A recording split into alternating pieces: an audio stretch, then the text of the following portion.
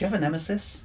I do, actually. I have 3, and here they are. Shuto Ueno, Harry Savage, and Kale Schoon. I actually don't know Shuto or Kale at all. I do know Harry quite well, and he's lovely, one of the nicest people I know.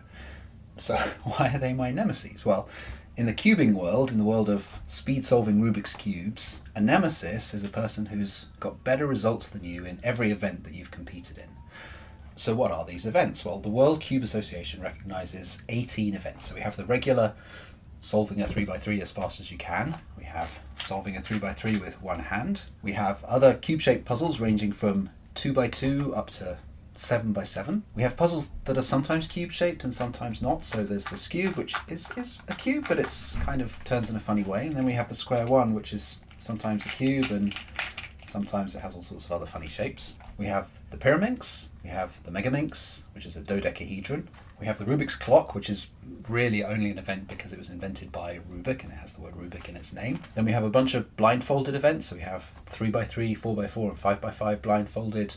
And then we have what we call multi-blind or multiple blindfolded, where you have to solve multiple 3x3 Rubik's Cubes blindfolded. And I shouldn't forget my favourite event called Fewest Moves, where you have to solve a regular 3x3, but you have to solve it in as few moves as possible, so you don't care about the time so much. And in the cubing world, if somebody is better than you in all of the events that you've competed in, all the ones you have official results in, then they're your nemesis. So if, like about 47,000 other people, you've only competed in one event, which is the 3x3, anyone who's faster than you in that event is your nemesis. But if you've competed in lots of events, then to be your nemesis, they have to be faster than you in all the events you've competed in. Now, the other thing I should mention is that the WCA records single results, so how fast did you solve Rubik's Cube one time, but they also record average results, so what was your fastest average of 5 solved. And in order for you to be somebody's nemesis, you have to have faster single and average in every event that they've competed in. But how can you find out who your nemesis are, or who you nemesize? Well, luckily there's a site for this, www.nemesizer.com. If you've competed in a WCA competition, you'll have a WCA ID. You can type that ID in or just type your name in and it'll show you how many nemesis you have and who they are. It'll also show you who you nemesize, who you nearly nemesize, who just nemesizes you, a whole bunch of things like this.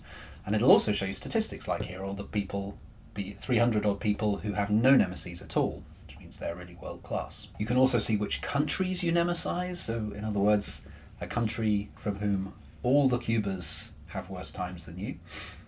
You can also see which country nemesizes a year. So here we can see the 3 countries that nemesized the year 2013.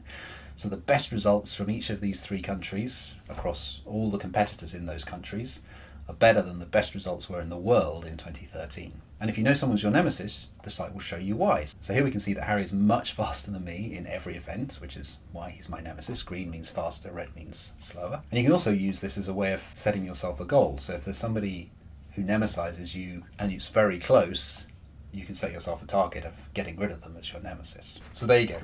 If you ever hear anyone talking about nemesis and nemesizing in the context of Rubik's Cubes, then this is what it's all about.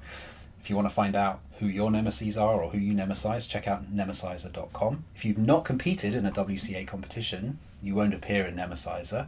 But then I'd recommend, if you can solve a Rubik's Cube, that you sign up for a competition, because there's almost certainly one near you. If you have a look at the worldcubeassociation.org website at the competitions page, there are competitions happening all over the world throughout the year.